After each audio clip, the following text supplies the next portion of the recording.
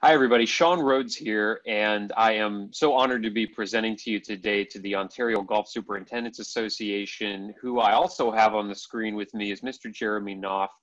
Both of us are based out of the Tampa, Florida area, and as we're all kind of working from home, it's always a great idea to kind of let you know, hey, where is this guy broadcasting from? Who is he? What's he about? And all that. I'm going to handle the first half of this session, and then we're going to roll into the second half with Jeremy. So you do see him now. You're going to get to hear a lot from him. Just to give you an outline of the flow we're going to have today, I'm going to be covering the internal operations of dealing with a course or a club in crisis, and Jeremy's going to be focused on the external stuff, the messaging, what we need to be doing for our club members, our communities, all of that great stuff. So we got a lot to fit inside of within an hour. And like I mentioned, I'm out of Tampa, Florida. I'm sequestered here all by myself. I'm about Jeremy and I both are about an hour and a half west of Disney World, in case anybody up there in Ontario ever makes it down to Disney World. That's where we're at. And if this is your first time on a Zoom platform, it's really a great opportunity to involve yourself with us, to get engaged, and a couple of different ways to do that we can test out right now. If you're on our attendee list, welcome to the broadcast. I want you to try some things though. If you are currently using Zoom, go ahead and raise your hand. You will see a way for you to raise your hand there in the center. Yep, I got a couple of hands coming up. I'd love to see that. I'd love to see that. 7 of us. Okay, perfect. So at any point, I might ask you, hey, raise your hand if this applies to you, and I'd love for you to do that. So that's one way that you can engage with us during this presentation. Second way you can engage with us, there's a chat window that you'll see down there on the right, and you can chat, you can throw anything in there. We're going to be talking about stuff, so if you can think of any resources that might help your fellow superintendents, since this is going to be shared across the entire OGSA platform, go ahead and throw it in the chat window, and they'll have access to it on the recording. And finally, and this is something we're going to be engaged in, if you have any questions along the way, so you hear me mention something about internal operations, profitability, business crisis, and you're like, Shawn, I have a question about that. Go ahead and pop it into the questions section, and you'll see that down at the bottom of your Zoom screen, which is the Q&A. And so I'm not going to be responding a lot to the chat window, but if you have a question, you can definitely pop it in there, and Jeremy and I will make sure we address it in the time that we have today. So that's basic kind of overview of the functionality of this. And again, I'm going to be asking you a lot, hey, make sure you raise your hand if you have a question. So, hey, do that. And then definitely pop your question specifically into the question box, and we'll make sure that we get around to it. So what are we here to do today? Well, let me get into the kind of presentation that I had prepped for us. And what we can do is kind of walk through this, because I know you really don't want to see me the whole time. I'm not that interesting. You get to see your own family members enough. So let's roll right into this. Again, it's a pleasure to be here with you guys today, you guys and gals. I actually live about a block away from a golf course down here in Temple Terrace, Florida. It's a little community golf course, a lot like I imagine a lot of the ones that you run. My family and I enjoy it all the time, even though we're not golfers. And I know that's the case for a lot of the folks on the webinar today. You have your whole communities using your courses and wanting to use your courses. And of course, what the COVID-19 pandemic has done to us is really forcing us to pivot in a new direction. So I'd like to start off with today a little bit about what the state of the golfing industry is like across North America, but definitely in Ontario today. I would love for everybody to use the chat window now. This is going to be one of the times when I'm going to encourage you to actually use the chat window. Tell me what it is that you see on the screen in front of you. What does that look like to you? And I know that a lot of us have spent a lot of time around the Great Lakes up there. This could have been taken in the Great Lakes. So go ahead and use the chat window and tell me what it is you're actually looking at. Is it a bunch of cars, or is it a bunch of boats? Right? So getting a little feedback there. So what we're looking at here. Yep, boats blown on shore. I love it, Mike. And Yannick, thank you very much. Marie, boats, absolutely. This is boats after a storm. Now, what's unique about this, and this is, again, it's something I'd love for you to throw in the chat window to help, engage with us here.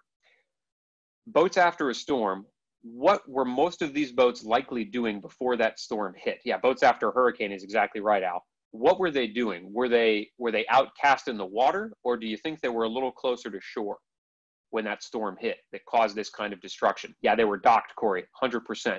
And there's a famous saying that, hey, in times of crisis, you don't want to have your boat pulled into port. And what this means for us in the superintendent's world, if we're managing clubs, we're managing courses, if we don't push ourselves out there and do everything that we can to support our clubs, to support our members, we're going to end up like these boats. And you'll see this happen to courses and clubs, unfortunately, all over North America and all over the world right now.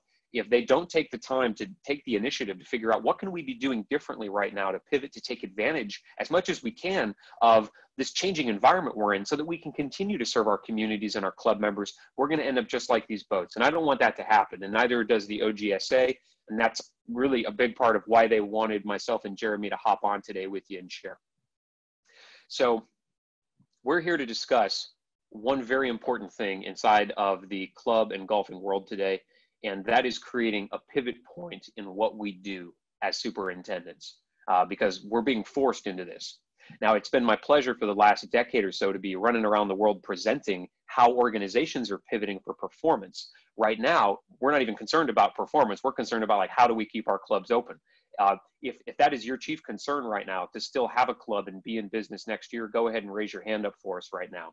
And I would love to see those hands, because I know that's exactly why we're all here. Yeah, precisely, right? It's not about how do we get more members right now, Shawn and Jeremy. Hey, it's about how do we survive. That's exactly what we're here to talk about.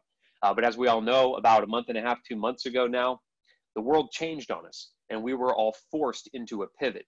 And it's what we do from this point that's really going to make the difference between success and failure. And so, to give you a little bit of background about me, because I don't think there's anybody on this webinar right now that has actually heard from me before. So I went through a lot of old books to find this photo of me. This is a photo from my high school yearbook.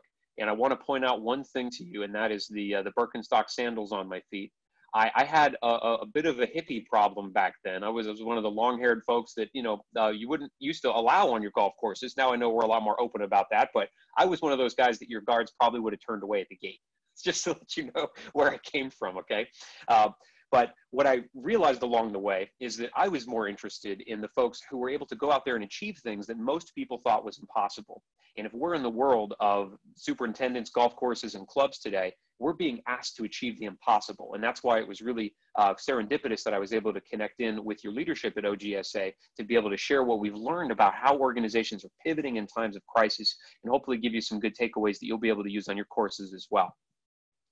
Well, a couple years after this photo was taken, I had transformed from that slightly overweight Birkenstock wearing kid to having a really unique role in the United States military. I was what they called a war correspondent or a combat correspondent, and it was my job in the US Marine Corps to actually travel around the world, more than 24 countries, and actually get to serve alongside some of your Canadian forces along the way in studying what teams were doing in some of the most dangerous environments on the planet in order to pivot, in order to take their mission objective, which for us all now is just maintaining viability of our courses, and making sure that we did everything we could to plan for how we were going to need to pivot along the way, knowing that our plans were going to change.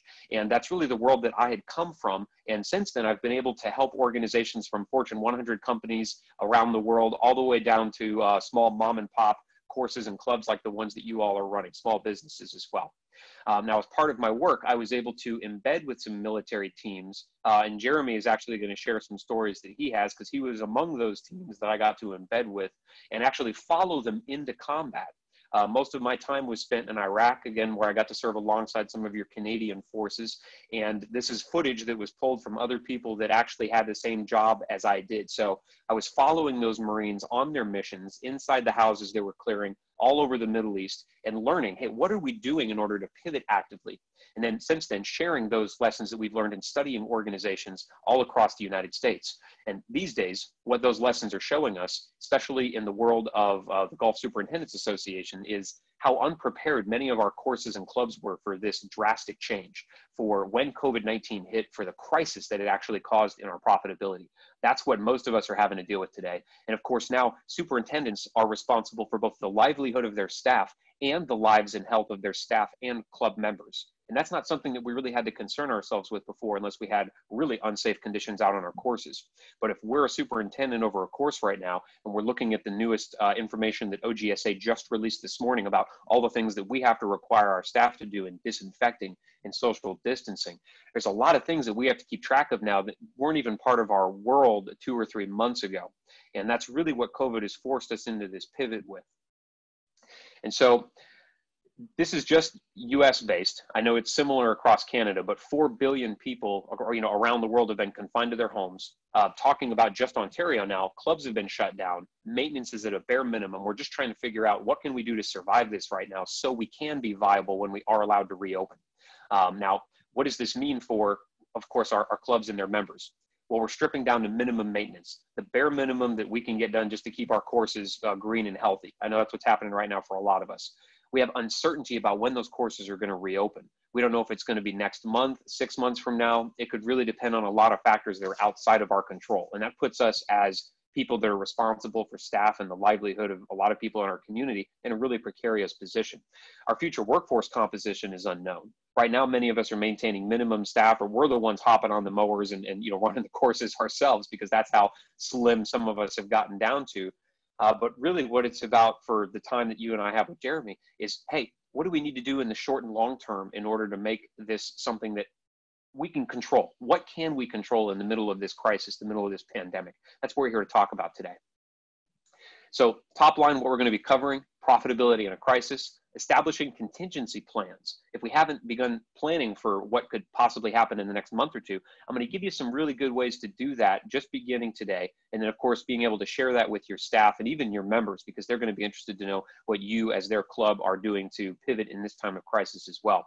We're going to talk about capturing those processes for our employees so that if we have to trim down even further and furlough more of our people or let more of our people go, what is that going to look like for onboarding them back again, or for hiring new people if those folks have to move on? And then finally, looking at what can we control in the midst of this pandemic, in the midst of this crisis. So first, let's talk about profitability. Down here in the United States, this guy's name is Dan Crenshaw. He's in the House of Representatives, which makes him something akin to an MP in the Canadian or British system. Most interesting about Mr. Crenshaw and why he wears that eye patch is he was actually a Navy SEAL. Now, in the world of Canada, you guys have your own Navy SEALs, and I actually had to look this up because I didn't get to serve with them because they're all very ninja-like. But raise your hand, if you will, if you've ever heard of a Canadian military unit called Task Force 2 out of Ottawa. Raise your hand if anyone has any knowledge of Task Force 2. Couple people? Yeah, and the majority of you might not know about them because they're doing their job well. They're not supposed to be known. But that was Dan Crenshaw's world. Since then, he's transitioned to become one of our elected representatives here in the US. And he has a quote that I really, really think applies to this day and age, especially for golf course superintendents. He said that failure becomes inevitable the moment it is embraced as a possibility. And this is something that served him well on battlefields around the world. And I know that our MPs, both in Canada and then down here, our equivalent in the US, they're equating the COVID pandemic to fighting a war. And we've even operationalized a lot of wartime acts here in the US in order to get personal protective equipment and things like that to the people who need it most. But I think that's a very important quote to remember in the world of golfing and superintendents right now. Failure is only a possibility if we embrace it as an option. And what I don't want any of us to do as of this day is embrace failure as a possibility, because then it does become an option that we might have to revert to. And so as we look at things that we're going to begin doing now, hey, failure is off the table. I want all of your courses to be in business next year, as I know you do. So let's look at profitability in a crisis. The kind of strategic plan that we might have set for our courses back in January is not going to be viable anymore. And so the challenge that I see a lot of organizations having, and even clubs, is, we had this great plan that we spent a lot of time building. We're in year 3 of this 5-year plan that we have for expansion and getting new members and all the great things we're going to do with our course. It's important that we all take a step back from that and realize that plan is no longer viable because the world has changed too much.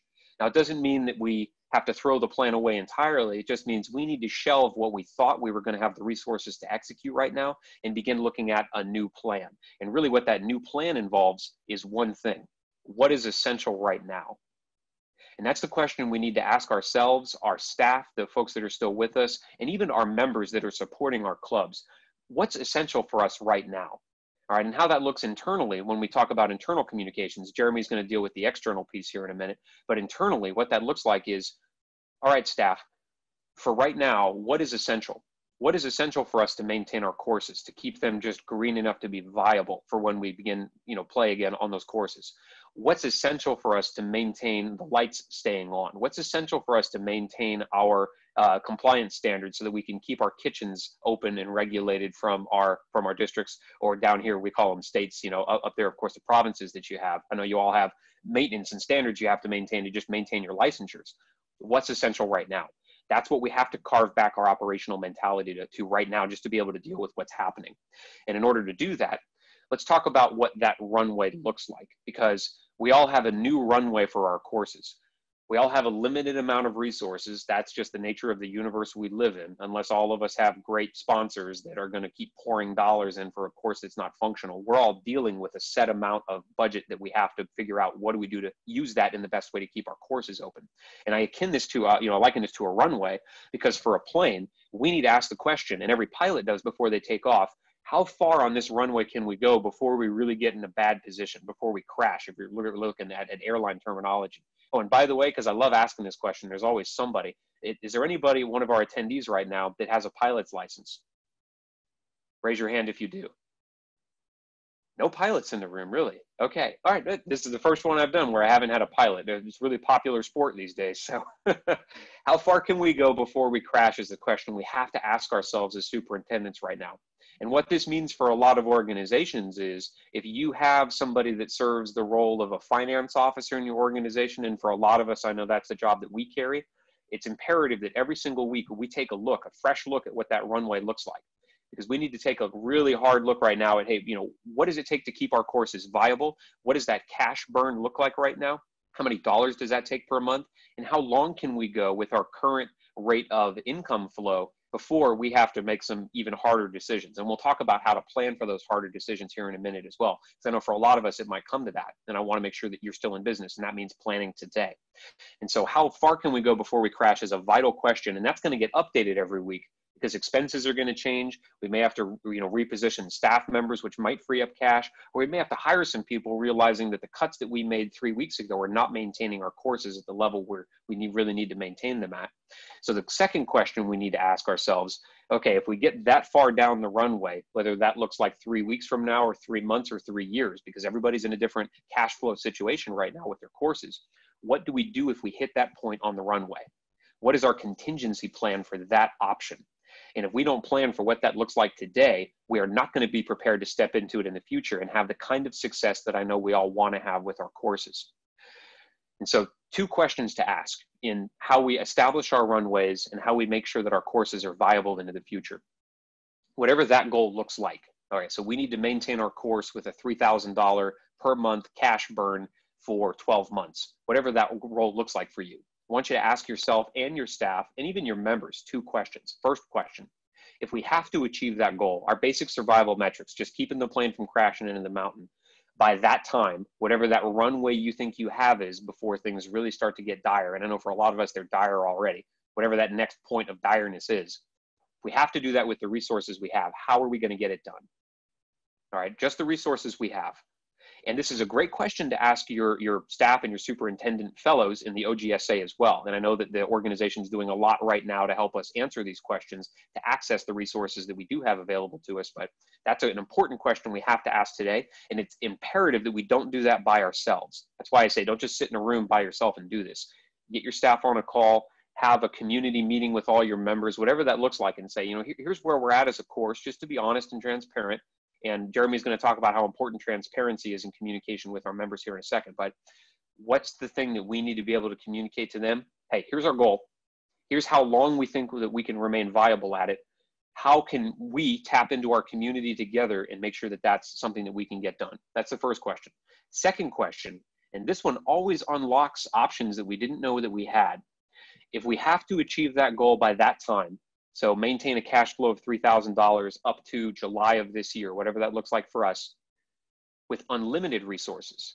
So if we suddenly had access, if Ontario said, hey, everybody, you're now being included in the COVID relief plan. We're giving each one of your courses access up to, $2 million in revenue, whatever magical scenario would be great for us right now. If that happened, what would we begin doing today to get that done? Now, we may not be able to execute on all that just because the resources aren't actually there. But what it'll reveal to us if we take the time to look at that question is, and we had actually an option here to hire somebody or to tag some interns in to do this, or the parks system is actually bordering one of our courses. Maybe we can figure out a way to help each other out, to tie them into making sure that our grass is taken care of. Options begin to open up for us now that we might not have seen before. If we ask that second question, with unlimited resources, how would we get this survival goal done? And again, it's not a survival goal so much if we got $2 million sitting in our back pocket. But what that question will do is unlock things that we didn't have access to before. Now, second person I want to introduce you to, and this is actually someone I had the pleasure to serve under. In the United States, he was a 4-star general, which I know in Canada you have the equivalent. His name is Stanley McChrystal. What happened in 2011 when the terrorist attack happened in New York down here in the United States is Stanley McChrystal was tapped to take a centralized organization, which was the US military, basically all of our special operators, and he was tasked with making them geographically disparate, sending them out all over the world, still achieving the same mission that they had before. And I know for a lot of us, something that we're struggling with is sending a lot of our staff home, but finding a way to keep them engaged. And in our courses, I know if we don't have maintenance people cutting the grass, making sure that it's got enough water, making sure that the groundskeeping looks nice, they don't have a lot to do via Zoom, right? You're not going to mow the lawn virtually, okay? But a lot of us have staff that we're also engaging, people in finance, administration, that we need to make sure stay engaged. Stanley McChrystal was faced with this exact situation back in 2011. And since then, we look at the last month or two, large US cities and even entire states have hired him because they recognize the value that he brings to taking a team that used to be centralized and spreading them out all over the world with the same mission, still getting the job done. And there are a couple of things that Stanley has taught us about establishing next step plans. These are great questions to ask your team right now. And I would even encourage you to ask your members this at your next virtual town hall, or send out an email survey or whatever that might look like for you. This is going to provide a lot of value for you as superintendents. First question, what do we need to change right now? We look across everything we're doing as a club, as a course. For our staff, what do we need to change right now? And they'll tell you, encourage them to be honest. Say, I may not be able to deliver what you're asking me, but I want you to be honest with me. Give me an answer to this question. And for your club members as well, what do we need to change right now as a club? I know you can't come and play. Our course is shut down. We're not even allowed to give, lessons anymore. A lot of you are pursuing virtual lessons, whatever that might look like. But what do we need to change right now as a club, as a course, to continue to serve you? And they'll let you know. It'd be great if we could open up, a couple of holes just so we could practice, even though it's not sanctioned by the course. And they're doing that at the club that's right down the street from me right now. I don't know if that's an option for you up in Ontario, but that might be something that they would give you feedback wise that would help you retain some members. And you'd be surprised what people would tell you when you actually ask this question. Second question, this is from you as a superintendent position. What do my managers, what do my maintenance staff, what do my folks down there, that used to work in my kitchens or used to be on my groundskeeping team, what do they need to know right now? And if you have a mid-level layer of management, I know some of you have large enough clubs, courses, and organizations where you do have that middle-level layer of management, to ask, what do my managers need to know from me right now as a superintendent? Do they need to know our financial situation? Probably. They don't need to know all the details, but they need to have an overview of what they're dealing with so that they can make more informed and intelligent decisions at their individual organizations and locations out there. And then finally, what do my people need to receive and hear from their leaders? So this is something to ask your maintenance staff. It's something to ask your cooks, something to ask the people that were in charge of your janitorial services, just basic maintenance of your courses. What do you need to hear right now from your leaders? And it's akin to the first question, what do we need to change right now? All right. But what do you need to hear? Do you need to hear daily updates, weekly updates on what our courses are doing right now, when they're going to be reopening, what the local government restrictions are on how close people can be? Ask these questions, because opening that flow of communication internally is what's going to ensure that these people want to be part of our teams and courses and clubs in the future. And just in a second here, Jeremy's going to be dealing with, what do we do externally to make that a reality, to make that happen? And so what I don't want to have happen with all of us, and I'm up for time here in a couple of minutes, what I don't want to have happen is us to get together at an OGSA event down the road and you say, Shawn, you know, I caught that presentation live, I caught the recording. Hey, you know, I really should have asked you this, but, you know, we weren't able to get that done on time because we just didn't have access to you, whatever. Put that off to the side. The conversation that we want to have is, Shawn, I'm dealing with this right now. What can I begin doing today? And I'm opening myself and my time up to all members of OGSA. If you're catching this live or catching this on the recording, that's my email address. That's my phone number, direct line to me.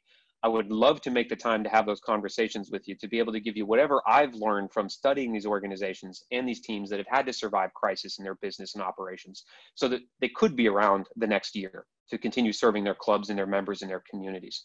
So please do have that conversation with me, and I definitely encourage it. So, so far, I haven't seen any questions come in. I'm about to turn the mic over to Jeremy, and it doesn't mean that you can't ask me questions. I think we're still going to have some time at the end for some Q&A between both of us. But if you do have any questions, pop them through right now. Otherwise, I'd love to turn the mic over to Jeremy, and he's going to be sharing with us what can we be doing externally facing with our members and our communities to ensure that we're doing everything we can to let them know, hey, we're still here. We're still wanting to serve you. And here's all that we're doing in the interim until we can actually open our clubs and courses up to make that a reality. So Jeremy, sir, the floor is yours. Go ahead. And he's going to unmute himself. That's vital. There you go. All right, let me see. Share a screen with you. All right. You got that screen up there, Shawn? Yes, sir. We can all see it. You're good to go. All right, cool. All right, so like Shawn, I also served in the Marine Corps. I was in the job that I had. I was the guys that Shawn was taking pictures of. Since then, I've gone on to build my agency. I've been featured in pretty much every major media for my marketing expertise. And yeah, I'm not going to beat that horse to death. So we'll just go ahead and jump right into this. So right now, let me see, why are we not? There we go. All right, so right now, marketing is a lot like running through a minefield. I've seen a lot of people making a lot of mistakes. And part of that is because people are desperate. And desperation tends to lead to poor choices. On top of that, we've also got the fact that people are hypersensitive because of what they're going through. So because of that, you make a misstep in marketing. In normal times, it could have an adverse effect, but right now it could be catastrophic. So there's a right way and a wrong way to handle marketing right now. I've seen some pretty bad examples. Here was one that I saw, different industry, but an insurance agent. All right. This is an example of exactly how not to do it. It's fear mongering. It's, you know, a little ghoulish. So there's, you know, just avoid things like this. The other side of it is, you know, when you're aggressively pushing sales, you're going to push people away. The other thing we need to think about is right now in this current situation, even if we do everything right, it can still backfire. So we've got a client that they normally do drug testing, right? That's their main business. National company, large franchise organization. They had access to a bunch of COVID-19 tests. So they went ahead and offered those to the public. They got excoriated by people who felt that this should be free, that it wasn't real, that it was a scam. So they didn't do anything wrong, but because of people's hypersensitivity, you know, they got blasted. So we need to be very aware, you know, be proactive, not only about what we're saying, but how people might perceive it, even if it doesn't seem logical that they could perceive it that way. So one of the big things we want to focus on right now, because obviously you guys, there's nothing you're going to do that's going to change the fact that the courses are shut down. So you're not going to be driving business in there right now. What we need to be focused on right now is we need to build a brand that people can really rally behind, something that they're going to get passionate about. So why do we need to do this?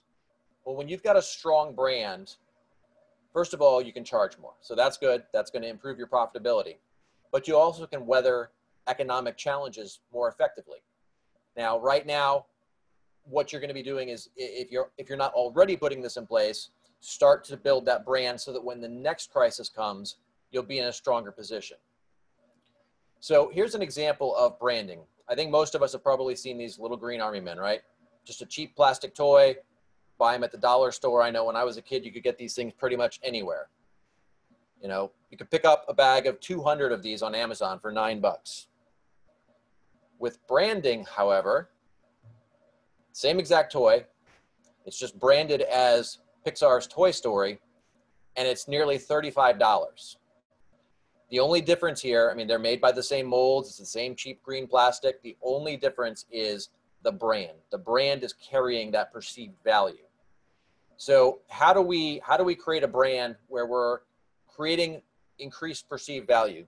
The first thing we have to do is we have to answer a question, and that is, why does your brand exist? Now, that's a lot deeper than just what do you do, right? When you talk to people, that's usually the answer that they give you for that. The reality is, what you do and your brand can be two different things. So here's a couple companies. Some of you guys may be familiar with some of these brands here. Apple, if you ask most people, they'll think it's about computers. In reality, it's more about lifestyle. Patagonia, they've got great outdoors equipment, but from a brand perspective, they put their money where their mouth is, and they invest tremendous amounts of money into environmental causes, protecting the environment, cleaning things up, things like that. So to build a strong brand, you have to give people something to be passionate about. Now, the other thing that you have to think about in this case is you can't appeal to everybody, all right? Something that's going to make someone passionate and excited about your brand is going to make someone else hate it. So we just have to be comfortable with that and know that that's going to be the case. So right now, what we need to be focusing on is sharing useful or valuable information with our audience. So where I see a lot of people go wrong is in their marketing, it's all about them. Come buy our product, come visit our course, come do this, come do that, spend money with us. And there's definitely a time and place for that. But from a branding perspective and from a perspective of creating a message that your customers are going to care about, that they're going to actually engage with, this is the kind of thing we need to be doing. We need to be creating content that they actually care about. So right now, there's a lot of things we could be talking about. Content about, I know that in the case of golf courses, you've kind of got a broad range of customers. You might have some regular people that just work at jobs. You might have some business owners, whatever. There's all of this COVID stuff that we could be talking about in a way that correlates to what you're doing. So you could be talking about, the steps you're taking to make things, you've probably seen a lot of restaurants doing this as well, is talking about the steps they're taking to, ensure that things are cleaner and more hygienic, et cetera. In that case, you want to be very careful in how that's worded. I saw a lot of restaurants misstep in this area, and the way that they presented it was as if, well, hey guys, we weren't keeping things clean before, but now we're going to start, so we just need to be very careful in exactly how we phrase that. Because you remember earlier, I talked about how people are hypersensitive. So a small misstep, even if it's not what you intended, could be misinterpreted dramatically. So we have to be very careful in how we're presenting that information. So if you're taking steps, I don't know what the timeline looks like for when businesses like this might start to open back up, but you could start talking about the steps you're going to take to help ensure their safety. We just want to be careful about how we're saying that.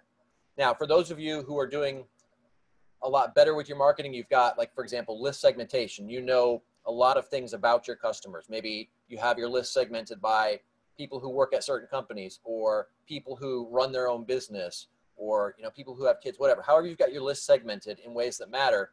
You could be sharing other useful information, right? So if you could go out here to all of your members who are business owners, and you could be sharing useful information about these PPP and other federal programs. And Facebook and Google, for example, had several $100 million in grants available to businesses. Also, a lot of local areas are doing that as well. So, that's information that you could share with your members who happen to be business owners. Something else that you guys could be doing is how-to tutorials. So everybody's at home. We're all working remote. It's a great opportunity to get out here and create videos on, getting that proper golf swing, or, how to pick the right clubs, or things like this.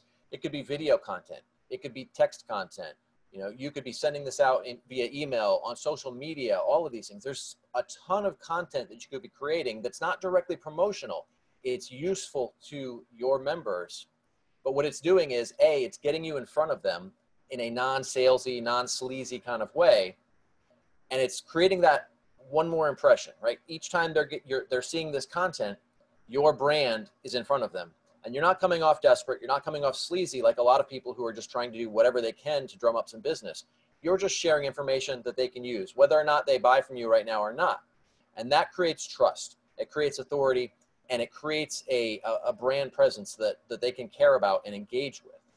So we want to look at utilizing all formats here, all right? Not just video. Video's great. It's one of the most powerful tools you can use nowadays, but don't focus on one. Try to get everything out there. You could do audio content, you could do text content, and right now is a great time to be doing this, because since the whole COVID thing kicked off, Facebook's traffic, which most of you guys already know that Facebook's traffic is through the roof to begin with.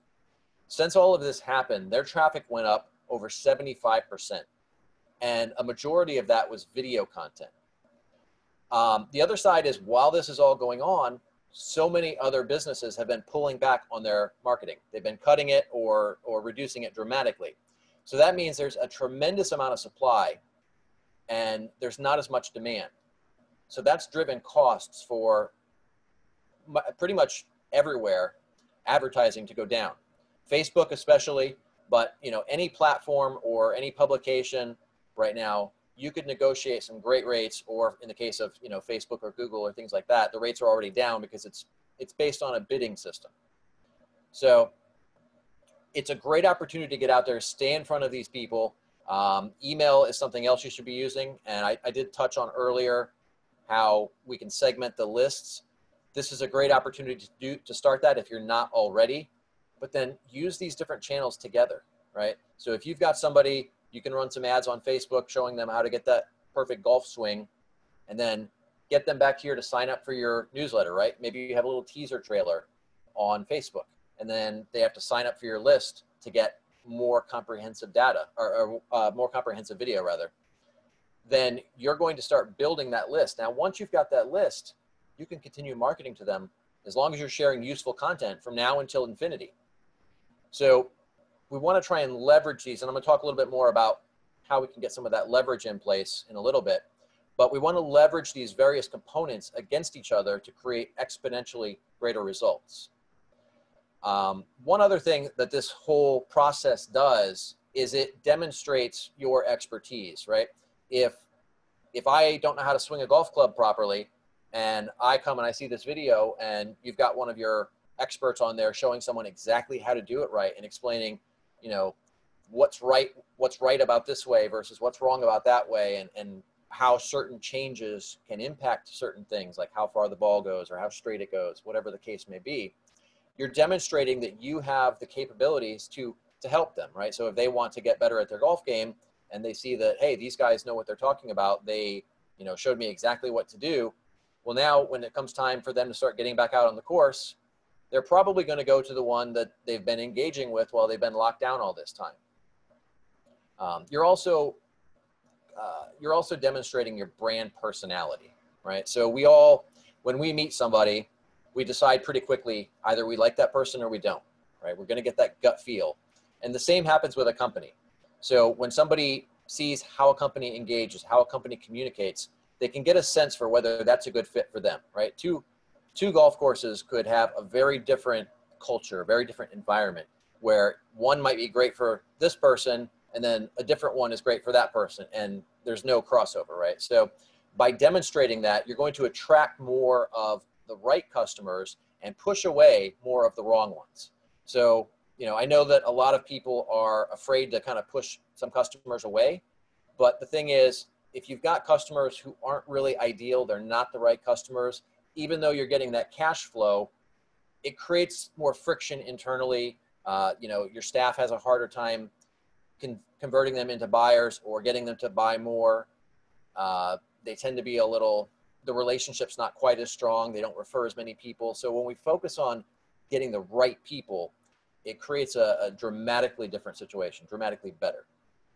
And then of course, you know, by sharing this content, you're creating an air of authority, right? If you're the expert, you're telling people how to do this thing, then it positions you as the expert so that when they have that need, they're going to come to you. The thing we have to be careful about though is we need to communicate in their language. So this is something that I run into a lot personally myself, right? If I'm talking about search engine optimization or social media or something, I might use very technical terms just by default.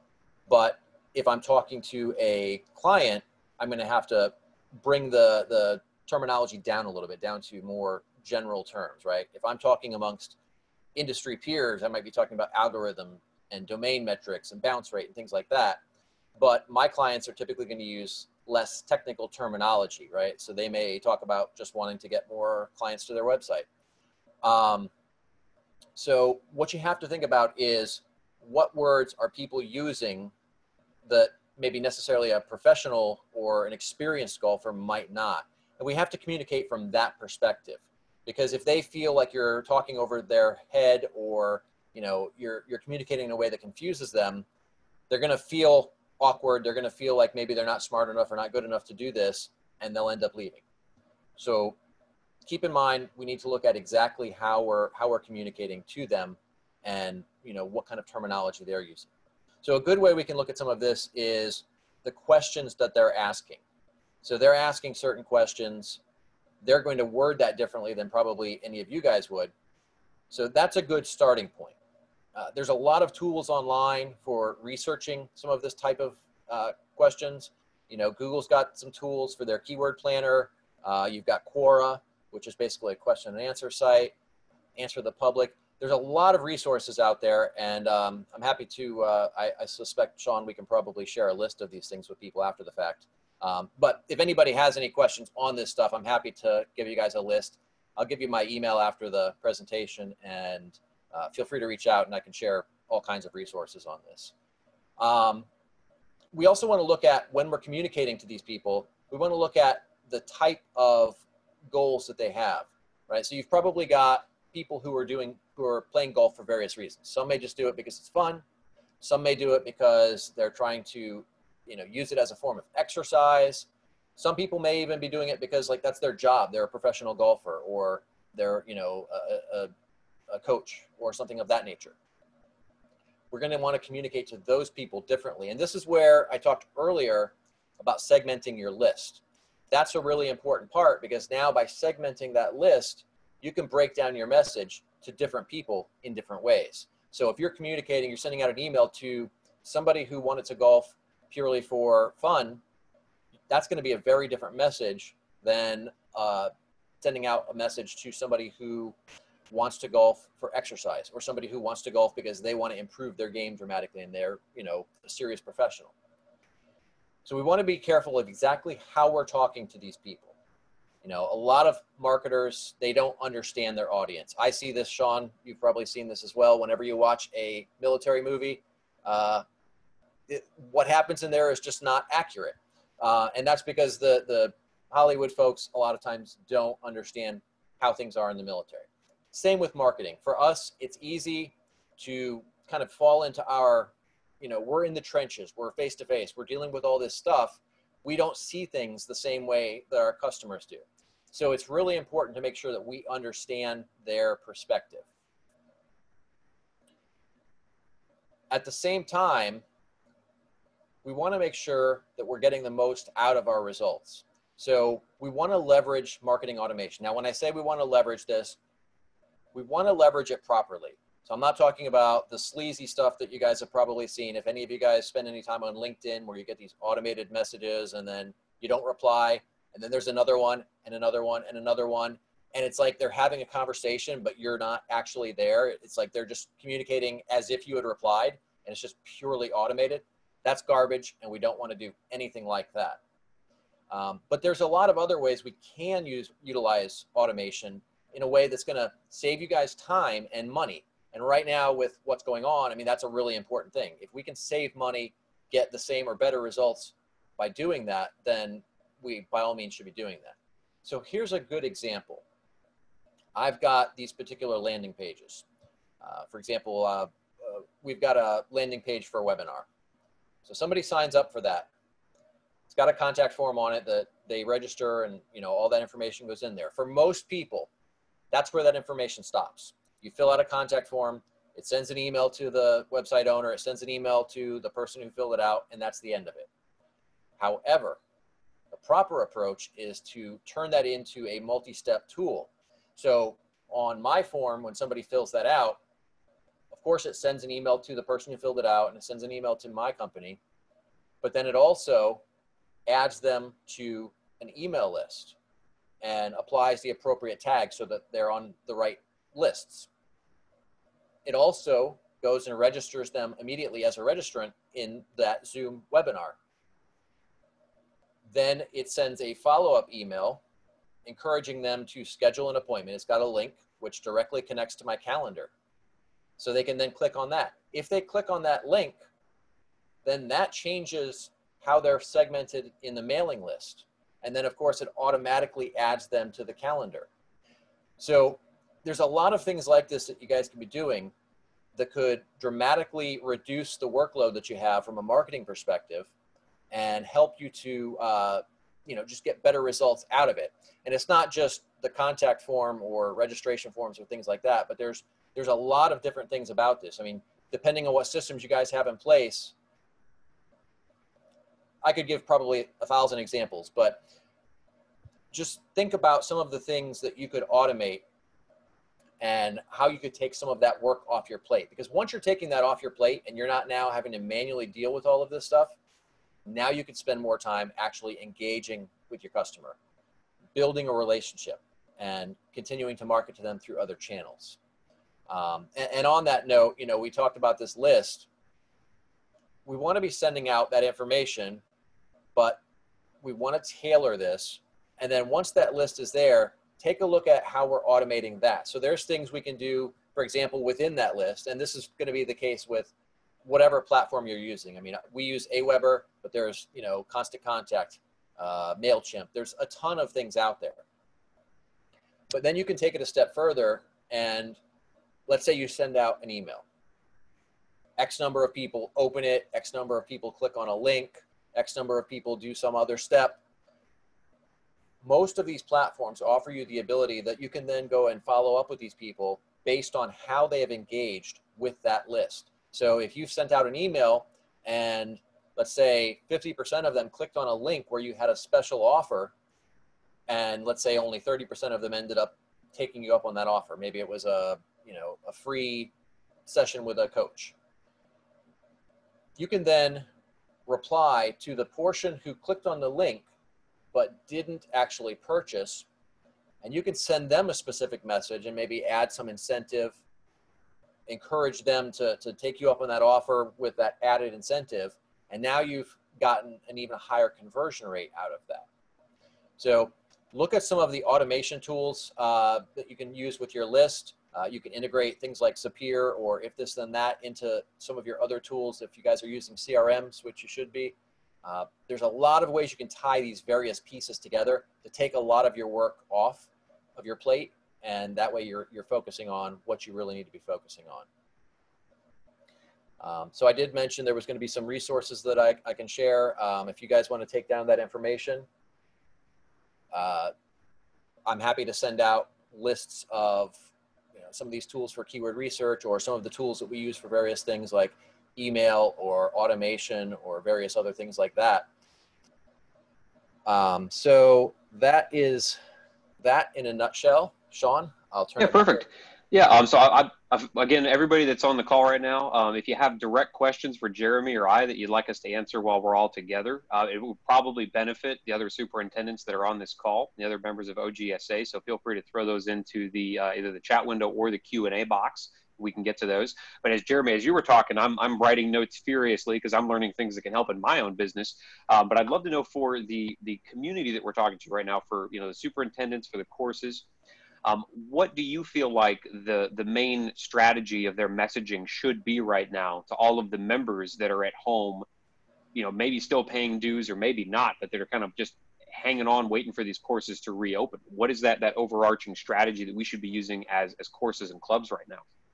Yeah, so right now, the main thing is focusing on adding value. There's nothing we can do to get them into the course right now. That's a given. We can't change that. However, we can build and strengthen that relationship by sharing useful information. So, I talked about the Zoom tutorial of, maybe a coach showing how to get that swing right.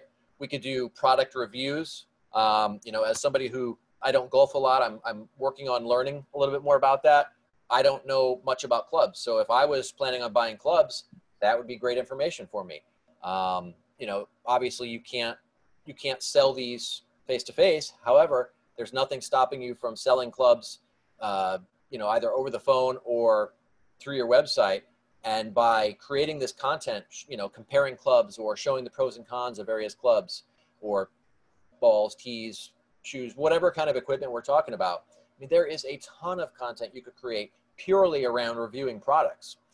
But then, anything about technique, anything about, anything related to the sport. Another thing you could do is if you have relationships with professional golfers, you could reach out to them, do a Zoom interview, right? People are super passionate about sports. So if they see that video of that particular golfer that they follow, they're a fan of that person, they're very likely going to watch that. They very likely will share it as well. So just creating content that people can use, even if they're not going to buy anything immediately, but you're building and strengthening that relationship. But then all of that content can be used to continue to market. So so I touched on video, and I keep going back to that because that's an incredibly powerful platform. But let's say we take that, and then, so we don't just put it on YouTube, or we don't just do a Zoom video, but then we take that and we put it over on YouTube. Well, now you're sitting there in the second largest search engine in the world. And provided that you properly set up that video on that YouTube page, get the description right, get the tags right, the title, all of that stuff, you get this dialed in. Now that can rank for something. So somebody goes into Google, as most of you probably have, and you type something in, you probably occasionally see videos there rather than just the little blue links. That's an opportunity to get in front of more people. And that's something that's going to have exponential results, because it's not just right now, it's now until infinity, right? Until that video eventually gets taken down, if you ever take it down, or YouTube closes or whatever. So by putting these videos up there, once you've created them, now you've got the immediate effect, but then you also have the long-term effect. And then you can reuse that content. You can reshare it through email, through social media. You can put them on your website, right? We take those videos, we put them on our website. Let's say we've got a page about Callaway golf clubs. So then we do a product review on a particular model of Callaway, put that video on the page. If somebody clicks that video, they're obviously going to stick around on the page a lot longer, because, we've all gone to a page, we scroll through, we don't see what we're looking for immediately, but you click that video and now you're there for 15 minutes. So the longer that you can keep them there engaged with your brand, the better chance you have of generating more revenue out of that potential customer.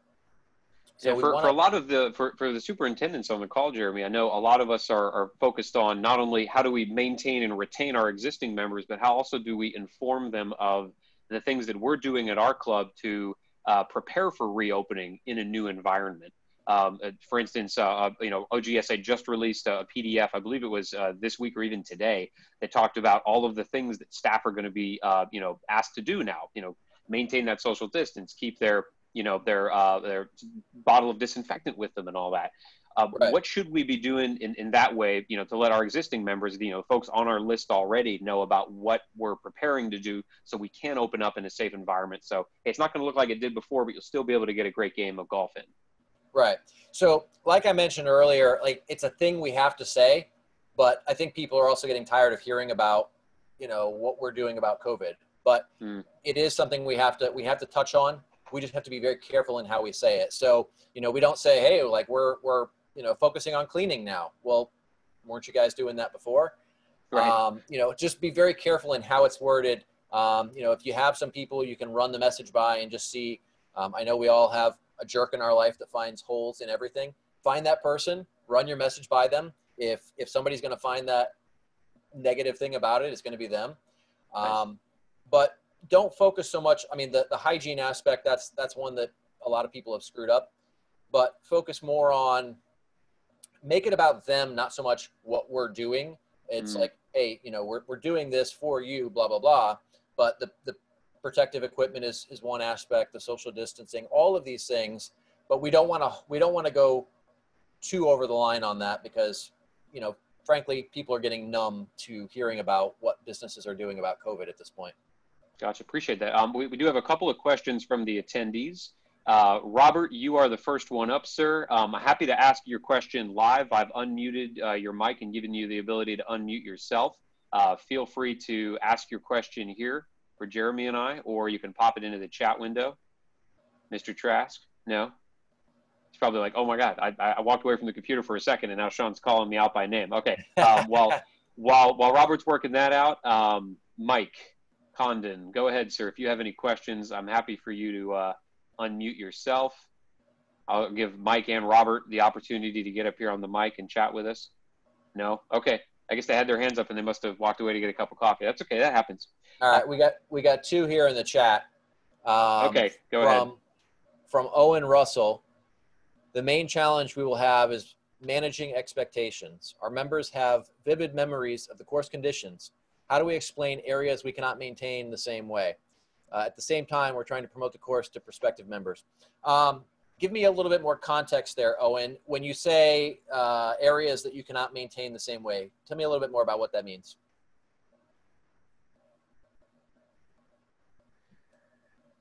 And I'm going to see if I can find Owen. Gotcha, Owen. Owen, you have the ability to chat with us directly if you'd like to speak. Okay, can you hear me now? Yes. Yeah, go ahead. Okay. So the challenge is we're going to be faced with fewer staff likely this season than in seasons past, and limited budgets. So we're going to have to choose areas that we're going to not necessarily neglect, but not be as regimented in taking care of those areas. But at the same time, we've got a marketing crew who's out there trying to sell memberships and promote memberships. So we've got a careful balance of trying to explain, you know, why we're not doing something we normally did to their expectations, but at the same time, trying to encourage people to join. Gotcha. Okay. So what I would do is I would reframe that. So it's not that we're neglecting these areas. It's that because of the situation that we're all in. So, you know, it's not, obviously you guys aren't alone in this. They are experiencing it too, that all of your potential members. So they certainly can understand when you tell them, look, because of this situation, you know, we've had to take steps to kind of realign our workforce in a way to provide the best possible service for you. And what you're doing is you're showing them what you're doing for them, and you're not really talking about the things that are being pulled away, because that's assumed, that's a given. But we want to reemphasize what you're actually doing for them instead of talking about what you're not doing. And by doing that, they're going to understand that you're really looking out for their best interest. Does that help? Yeah, I think so. I think most of our clubs, the private clubs, want to charge the same dues. So like we're currently in a situation where they want to charge the same dues, but with the forcing of closing the clubhouses for an extended period of time, the revenue is not going to be the same. So they have to disperse the revenue to carry the clubhouse, building, taxes, heat, hydro, all of those things without any income. So they're gonna scalp off of maintenance budgets and other budgets. So, but it's a difficult balance to explain that to somebody, because they're just gonna notice what's different, in my opinion. So some of the things you can do, they'll notice what we're still doing for sure. Right. Something you could do is find ways to add value without increasing costs. So, you know, once this is all over and you can actually start having people back out at the course, something you might want to try is getting all of your members who happen to be business owners together and doing a networking event, right? After we come to the other side of this thing, everybody wants to get their businesses back up and running at full speed. This is a great opportunity to get these people back into your place. You're creating an environment where there's value being shared with them, without costing them anything and without costing you anything. You could probably get, you know, sponsorships from various, I don't know, food, liquor companies, whatever, to help offset the cost here for you. But now you're creating an environment where there's more value being given to them. And now you can keep the prices the same without having to, you know, reduce anything. And to your point earlier, Jeremy, about all the things that we can begin doing today to add value virtually when they're not allowed on our courses. Once the COVID-19 pandemic, you know, subsides enough for us to be able to reopen these courses, it's not to say that all of the value-added efforts that we've been engaging in from home have to stop, right? That can continue as we're, you know, filming new tutorials, product reviews, explaining the difference in, you know, the way that the grass lays in the morning rather than the afternoon, all the things that golfers really nerd out about that we can begin doing now that they can't be on the course, that can continue on in the future for sure. And then Owen, to your point about perception and you know, cost sharing, if I go back into my presentation I gave you in the first half of this session around figuring out, all right, you know, what is the minimal viable profitability? Because you're dealing with a zero-sum game ultimately, right? If we're having to shut down portions of our course, then we can reclaim those expenses either in employee labor or in the hard cost of, you know, what it takes for us to keep those courses, you know, portions of the course open. But then on the other side of that, it's like to Jeremy's point, what are we doing to add value back so that they see, hey, I may not be able to play hole 9 anymore because it's been shut down due to maintenance, you know, cutbacks, but you know, and that's, you know, not to say that, you know, to Jeremy's point, don't say we're taking away this thing, right? It's, you know, we're having to, you know, reorganize right now for your benefit. And so we've had to shut down course 9, but we've also been able to open up this new pro, you know, series on YouTube that you can get access to. We're having a socially distanced networking event, you know, every second Friday of the month, trying to figure out ways that are zero to low cost that we can continue to add value back to our members as we begin to come out of this and hopefully regain more members and more revenue. And I know we're butting up against our 11 a.m. time here. We're even past it. Marie, if you're still with us, love to hear your kind of perspective. And I'll try to find you if you'd like to ask your question to us directly on the minimal maintenance practices and reduced staff. How do you change expectations on course conditions? Okay. Oh, Owen got it. You guys are taking care of each other. I love it. It's a good association. So Jeremy, any closing thoughts from you so that we can make sure everybody can get out of here and begin executing on what we've shared? Yeah, the really important thing I want to touch on here is the things that we need to be doing right now. Don't stop them once we get on the other side of this, because these are the things that, like, we really should have all been doing all along, but most people are now just in a point where they're being forced to continue doing them. And it's going to put you in such a stronger position. So many people are going to stop as soon as this is over with, and it's going to give you an opportunity to gobble up market share. Absolutely. Yeah.